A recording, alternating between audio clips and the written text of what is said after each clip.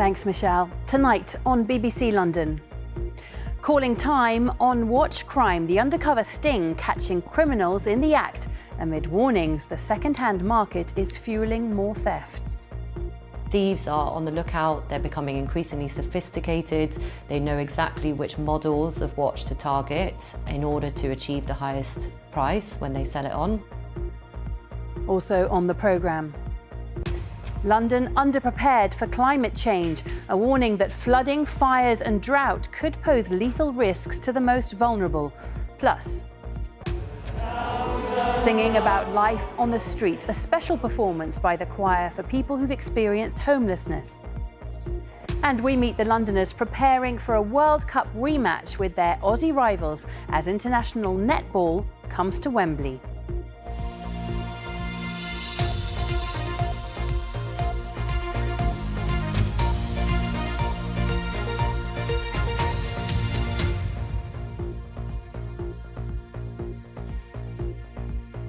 Good evening, I'm Alice Bandukravi. London is the watch theft capital of the UK, with over half of all thefts in the country happening here. 29,000 watches have been reported to the Met as stolen in the past 5 years, many of them high-value luxury pieces stolen during violent, opportunistic street robberies. It's prompted the Met to take some unusual action, deploying undercover officers into hotspots in an effort to catch robbers in the act. Thomas McGill has the story. Soho, late at night, and this gang of watch thieves is hard at work, luring who they think is a member of the public wearing an expensive watch down a quiet side street with the promise of sex or drugs. As they begin to rob him, this happens. Police swoop, catch and arrest the gang. In a rare move for the Met, this is another covert operation using undercover cops, again in Soho, targeting luxury watch thieves.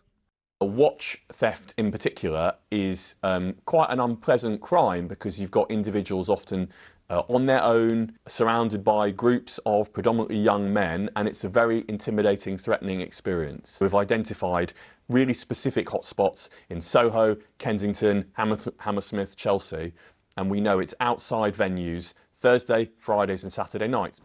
2 undercover operations took place between October 2022 and October 2023. As a result, 27 men were arrested and charged. Of those, 21 have been convicted. The Met says that watch robberies have fallen on average by more than 20% in the areas where both operations took place. So here we have 3 Rolex watches, and Rolex is by far the most commonly targeted brand. And this is what's being stolen. High-value luxury watches, some worth tens of thousands of pounds. Katia works with police, insurers and victims to help find stolen watches, and says a high demand for these rare and expensive pieces of jewellery is fueling a big rise in the number of thefts. One of the major factors that is really fueling watch crime is the strength of the pre-owned market. The fact that for the most popular sports models, Rolex or Patek Philippe, there are very long waiting lists. That means that the prices have surged on the pre-owned market, and so thieves know that they can resell those watches for a very high price. These are the men in the footage. All have been convicted and serving a combined total of 26 years behind bars. But this violent crime continues across the capital, with experts advising watch owners to take precautions when out and about. Keep those watches hidden, keep a record of your serial number, get insurance, and if you are ever attacked, then hand the watch over and rely on recovery services such as ours in order to get the watch back. The Met say they will continue to target opportunistic thieves at hotspots using the latest intelligence in a bid to stamp out this crime completely.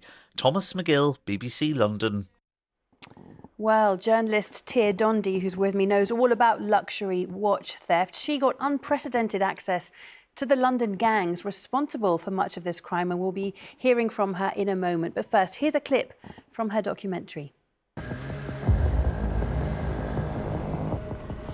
Target the rich, the people that have the glamorous things. They're walking down the street with a 20k watch on, There's money on his wrist, for me. You don't see your grandma with like a 40-bag watch off, just chilling on her wrist. So are you saying you'd steal from a grandma? This game has got no rules. Well, Tia Dondi is here. Tia, why do you think that this crime has grown so much in London? I think for a lot of the criminals who are committing these crimes, the watches that they're stealing are obviously worth a lot of money. And, you know, when they go to sell it on the second-hand market, the value of the watches doesn't decrease. They can sell it for often the same amount of money, if not more, because the demand is actually exceeding the supply for these watches. They're very rare timepieces. It's also a very sort of prevalent crime. £50 million worth of watches were stolen in London alone in 2022, just to put things into perspective. And London is, in fact, the hotspot. Yeah, and we saw there the methods that police are using with these undercover officers in stings. Do you think that that will address the problem? I think it might help because, you know, obviously these gangs are probably going to think twice if they think that maybe there are some undercover police officers operating on the streets. However, from my experience, this is a crime that is happening very often, and the crime is very organised. There's lots of different elements that go into the planning of this crime. So I don't know if it will necessarily stop them, but it will probably make them think twice before doing it. And what about for the victims? You were able to speak to some of them. What's the lasting impact for them? Yeah, so for a lot of the victims, these crimes obviously leave them very traumatised. These gangs, from my experience, they are getting violent. They're often armed with sometimes even 16-inch machetes. One of the gang members that I spoke to, he had a gun. So they are armed and they are becoming increasingly violent. So it is extremely scary for the victims. And just briefly, presumably your advice would be if you get attacked, hand over the watch. Yes. Don't fight back because No, they're don't armed and fight back. dangerous. Well, Tia Dondi, fascinating insight. Thank you so much for coming in. Thanks. Thank you. Lots more to come tonight, including... Hi, I'm Halima Adio, England netballer, and I'm going to be telling you about our Wembley showdown against the world champs, Australia.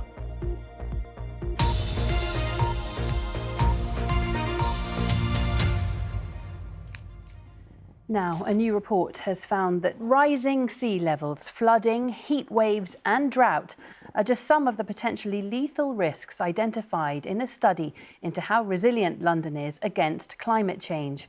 Overall, the review commissioned by Mayor Sadiq Khan found the capital is underprepared for the impact of our changing climate. As our correspondent Carl Mercer reports, it's something that we've already experienced relatively recently. Tonight on BBC London, a month's worth of rain falls in London in just one day. These are the moments filmed from a mobile phone when houses in Wennington go up in flames. Tonight on BBC London, heavy rain battered the capital overnight, causing flooding and disruption and sinking a party boat on the Thames. The last couple of years have seen climate change in all its forms in London. Floods hit in the summer of 21, some areas getting twice the July rainfall in just 2 hours. Today, some potential solutions from the former head of the Environment Agency, tasked by City Hall to come up with a plan. Every year, something like 160,000 holes are dug across London, and some of those holes could be made spongier, rain gardens, also planted up with trees that could provide shade, which will be important for some of the extreme heat that we are experiencing. A year after the floods came the drought and fires, as temperatures in London hit an all-time high, peaking at more than 40 degrees, with 387 heat-related deaths. For the London Fire Brigade, the days that we also experienced wildfires, the busiest days they'd experienced since World War II. This is having a severe impact on the resources to keep London safe. The report says London needs a new reservoir. Without it, it says drought could cost the capital £500 million a day. And work will need to be done on the Thames too, a new barrier by 2070 and improvements along the river, with levels set to rise by more than a metre by the end of the century. The embankments this side of the barrier need to be raised by 2050. That's 15 years ahead of what was previously thought. Some over 100 kilometres worth of embankments, and only 7% of that is ready today. The report describes what it calls a lethal risk to vulnerable Londoners and calls for urgent action.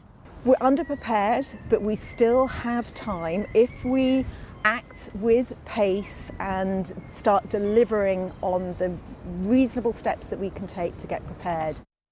Carl Mercer, BBC London. The Mayor of London has just revealed how City Hall intends to spend its money next year. It's Sadiq Khan's last budget before May's mayoral election. Well, our political editor Tim Donovan is in Westminster for us. Tim, you've just had your hands on this document. What does it tell us? Well, first off, worth reminding people what Londoners are paying for some of these services and council tax next year. The Mayor's proposing raising the average council tax, his share of it, by £37. That's an increase of just under 9%, and will take the average Bandee household council tax, his share of it, to £471. One of the key things in this budget document, and what we've been talking about over the last few weeks, is policing. Concerns there might be a £70 million black hole in the budget. The Mayor says he's been spending nearly £1 billion on policing each year, and he has, in these budget papers, found an extra £36 million. And he says he's putting policing front and centre, while the Tory government continues to chronically underfund those services. But this is what the Tory mayoral candidate told us a little earlier today about what she thought about his priorities. Quite frankly, his council tax precept has gone up over 70% in the last 8 years. Are we getting value for money? Absolutely not. If you look, he's overseen the police going into special measures and the fire brigade. We're seeing nothing but 20-mile-an-hour zones. We're seeing so many millions wasted on the ULEZ expansion. Everywhere you look, there is waste. Briefly, one thing that's been cleared up, Alice, you'll know that the Mayor had previously not disclosed how much money he'd come up with to help negotiations and persuade the RMT to cancel their tube strike. These papers confirm that is £30 million. He'll be questioned on that, and a whole range of things in this budget, a £21 billion budget at Mayor's Question Time tomorrow. Good to know. Tim, thank you. Our political editor, Tim Donovan there. Now, what's the best way to help someone sleeping rough on the streets of London? It's one of many questions that cropped up on social media last month after a video showing a homeless man being soaked by a security guard went viral. Well, our reporter Lakshmi Gopal has been going through your queries and has this guide. Remember this? A McDonald's worker soaking the sleeping bag of homeless man Aaron McCarthy. McDonald's said they apologised and made amends. Aaron spoke to me at the time. It just made me feel like I was nothing, really, do you know what I mean? It got a huge reaction on social media, with many of you posting messages of support towards homeless people. There were also a lot of questions and some misconceptions in the responses. So let's try to sort fact from myth with someone who knows. I'm Elodie Beland. I'm a coordinator and volunteer with Streets Kitchen. Let's start with this tweet about offering food rather than money. So, does it matter which you give? No, it doesn't matter. What matters is to stop and ask that person what they need at that specific moment. So it can be money, it can be food, it can be socks, it can be tissues. How can you get someone a place to sleep indoors? Make sure you know you are aware of the numbers to call in your local area, cancel numbers to refer people. Make sure you check with them that they do want to be referred, and then go through the process. If there are places to stay, why are people sleeping rough? I went back to look for Aaron, but found Marcus instead, who told me Aaron is now off the streets, but he and his partner Lucy are still sleeping rough. What are some of the reasons that temporary accommodation isn't for you right now? At the moment, because the way the spaces are getting full with couples, it's not easy to get accommodation with couples, so you get separated. People think it's so easy, but it's not as easy as people believe. It's a difficult process. You have to be verified as a rough sleeper, which means that you have to be seen by services, bedded down for at least one night before you can be on the system, be referred, and then have the opportunity, like access to support. The severe weather emergency protocol, SWEP, is in force, which changes things. So during SWEP, local authorities have humanitarian duty to house people who are sleeping outside. So there are more chances, there are more beds available. The government told us it's given councils £2 billion to tackle homelessness and that London's been allocated over 190 million of that. It says it's working to end rough sleeping completely, although looking around the streets, that may feel a long way off. Lakshmi Gopal, BBC London. Well, we're staying with this subject because London's homelessness crisis is set to take centre stage through a new piece of music. The work by American composer Gabriel Kahane highlights the challenges faced by those without a home. Tomorrow's performance will see the BBC Concert Orchestra joined by a London-based choir consisting of singers with first-hand experience of the problem.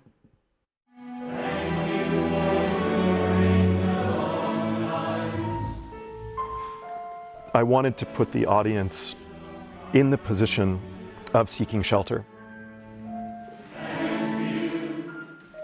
Thursday night, we are giving the UK premiere of Emergency Shelter Intake Form with the BBC Concert Orchestra, as well as the Choir with No Name.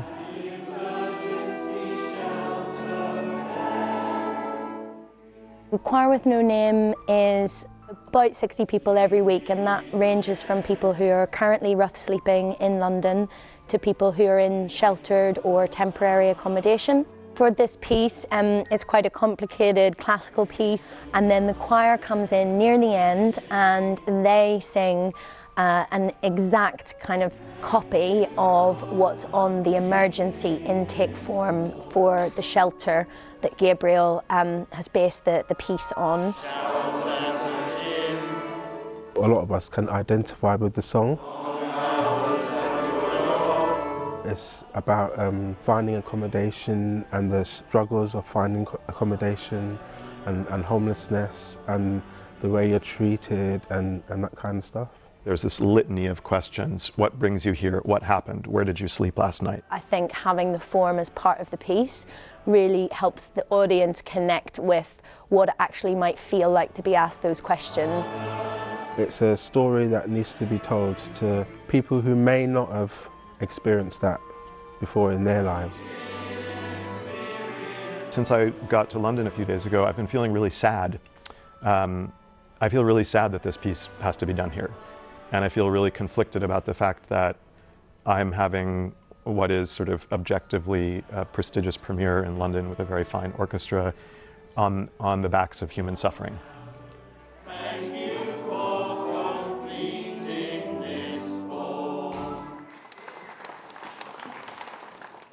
Gabriel Kahane ending that report.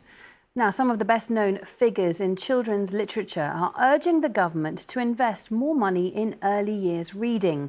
A survey by the Book Trust found many low-income families have struggled to access books and support because of the increasing cost of living.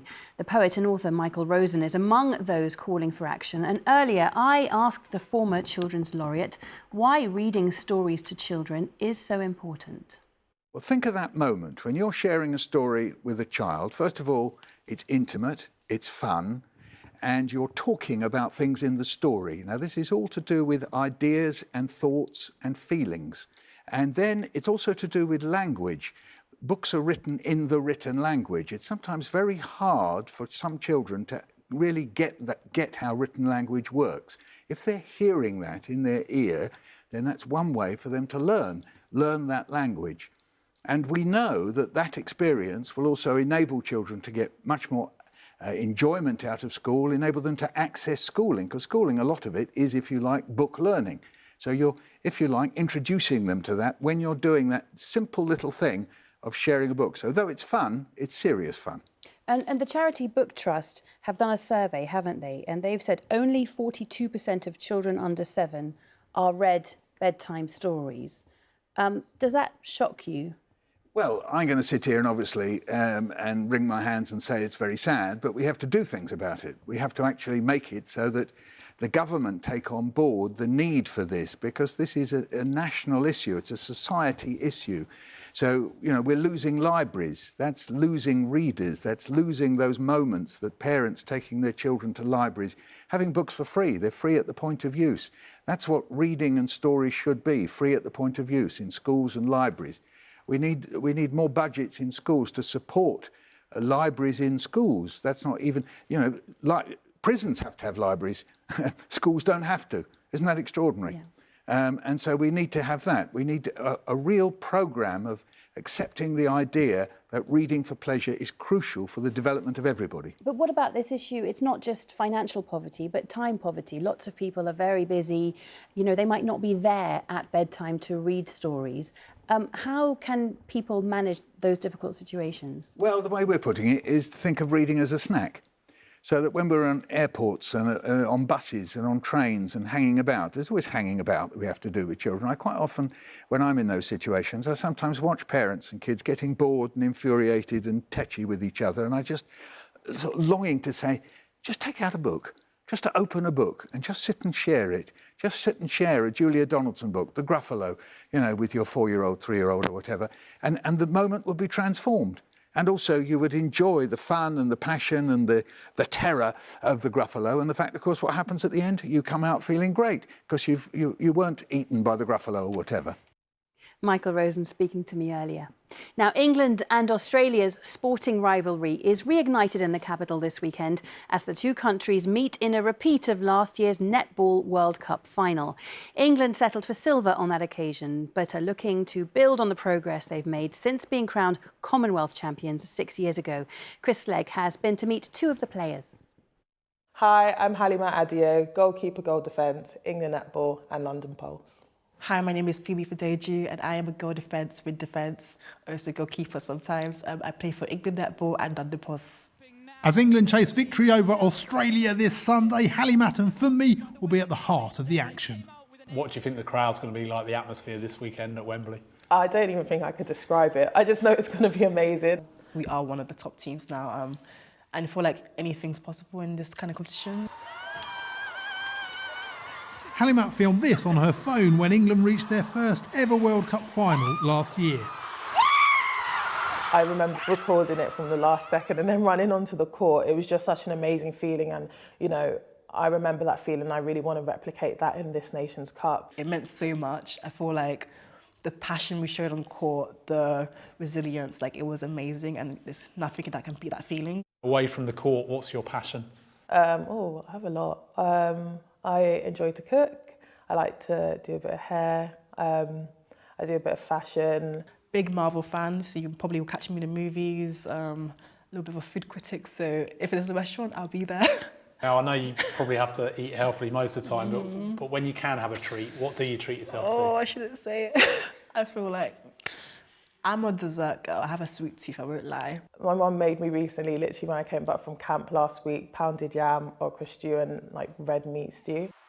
England have the appetite for more success on the back of their historic Commonwealth Games gold medal win over Australia in 2018. Crowds have been growing year on year. Since we won gold medal, I feel like the awareness of netball has just grown as a whole. When you're on court and you can feel the crowd cheering you on, it's just a different kind of feeling. Like you just feel like they're the 8th player just getting on with you. And whether they're cheering against you or for you, you just feel that just amazing feeling when you're on there and you just want to perform even better. Those crowds will be out in force again for the Nations Cup this weekend as England take on Uganda and Australia at Wembley Arena. Chris Legg, BBC London. Great stuff. Now, time for a look at the weather with Chris Fawkes, who's here. What can we expect, Chris? Well, more cold, just for a little time before it turns milder. Now, today, you've probably noticed, as well as it being cold, there was a lot more cloud in the sky. And to be honest, we swerved some really severe weather. The cloud here was associated with Storm Irene that brought a combination of freezing rain and snow to parts of northern France, Belgium and Germany. There were over 500 flights cancelled in Frankfurt and there's been loads of accidents. That system came so close to our shores, but anyway, close but no cigar. Overnight tonight, clearing skies. We've got cold weather coming in on overnight with temperatures dipping down to about -5, -6 degrees in the very coldest areas. So another really sharp frost, and watch out for a few icy surfaces first thing tomorrow morning. That aside, there should be loads more in the way of sunshine compared with today. It's not going to do much for the temperatures, though. It's still going to feel very cold with that northwesterly breeze around, and temperatures at best reaching around 3 or 4 degrees Celsius in the centre of town. We'll take a check at the forecast now for Friday, and again we're looking at a really sharp frost to start the day. Little overall change, to be honest, with the weather picture. Loads more sunshine, but it's going to be another very cold day with those temperatures not getting much above 4 degrees Celsius or so in the very warmest areas. That, though, is the last of the really cold days, because as we head into this weekend, we're going to start to get southwesterly winds driven in across the whole of the UK, and they will bring much milder weather conditions. Now, as well as that, it could be very, very windy for a time as we go into the second part of the weekend and the early part of next week. Perhaps gales for us. There'll be some rain around as well. But we're going from a cold spell of weather to an incredibly mild spell of weather. Temperatures on Tuesday look set to reach around 15 degrees. The average this time of the year is around 8. So we're nearly done with the cold. Milder weather on the way. That sounds good. 15 is more my vibe, Chris. Thank you. Well, that's about it from me. I'll be here later with our 10:30 programme. But for now, from all of us on the team, whatever you're doing, do have a lovely evening. Bye-bye.